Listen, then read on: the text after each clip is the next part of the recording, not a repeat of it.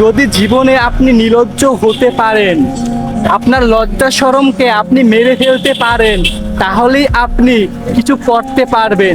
যদি আপনার ভিতরে লজ্জা শরম থাকে, তাহলে আপনি কিছু করতে পারবেন না। ভাই বোন, পৃথিবীর মানুষ এমন, আপনি কারো কাছে গিয়ে কিছু চাইবেন, তারপরে দিবে, চাওয়ার আগে আপনাকে কেউ কিছু দিবে না। তাই আপনি যদি কিছু হতে চান, কিছু করতে চান, আপনাকে প্রথমে নির্লজ্জ হতে হবে। আপনার ভিতরে যে লজ্জা শরম আছে, ওটাকে রিমুভ করতে হবে। যদি আপনি নির্লজ্জ হতে পারেন, তাহলে দেখবেন আপনি যেটা চাইবেন আপনি সেটাই করতে পারবেন। কেননা আপনার তো কোনো লজ্জা শরম নেই।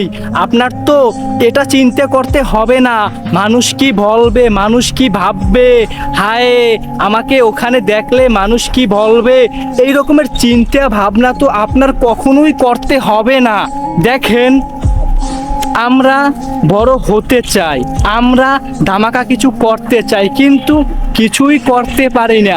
আমরা জিরোই রয়ে যায়। যেন কিছু একটা শুরু করব, আমাদের অনেক লজ্জা শরম আছে। যখন আমাদের লজ্জা শরম আছে, তখন তো আমরা কিছু করতে পারবো না। কারো কাছে গিয়ে আমরা হাত পাততে পারবো না। কিভাবে পাতবো? আমাদের তো অনেক লজ্জা শরম আছে। দেখেন, আমার একটা জিনিস প্রয়োজন, আমার অনেক লজ্জা শরম, আমি কারো কাছে গিয়ে ওই জিনিসটা চাইতে পারবো না। কেননা আমার তো অনেক লজ্জা শরম।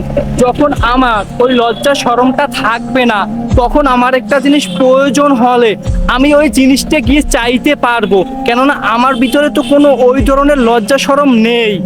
যখন আপনি নির্লজ্জ হতে পারবেন, দেখবেন আপনার যেটা মন চাইবে আপনি সেটাই করতে পারবেন। যদি আপনি বড় হতে চান, জীবনটাকে অনেক দূরে নিয়ে যেতে চান, অল্পের ভিতরে সীমাবদ্ধ না থাকতে চান, আপনাকে নির্লজ্জ হতেই হবে। নির্লজ্জ বলতে যে আপনি আপনার মান সম্মান খেয়ে ফেলবেন, এটাকে বুঝায় না।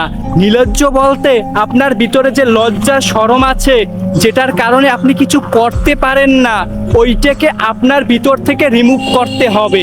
যদি এটা আপনি পারেন, তাহলে আপনি যেটা চাইবেন সেটাই পারবেন। তখন আপনার চিন্তা করতে হবে না মানুষ কি বলবে, মানুষ কি ভাববে। দেখেন, একটাবার ট্রাই করে দেখেন, আপনার জীবনটা পরিবর্তন হবে ইনশাআল্লাহ।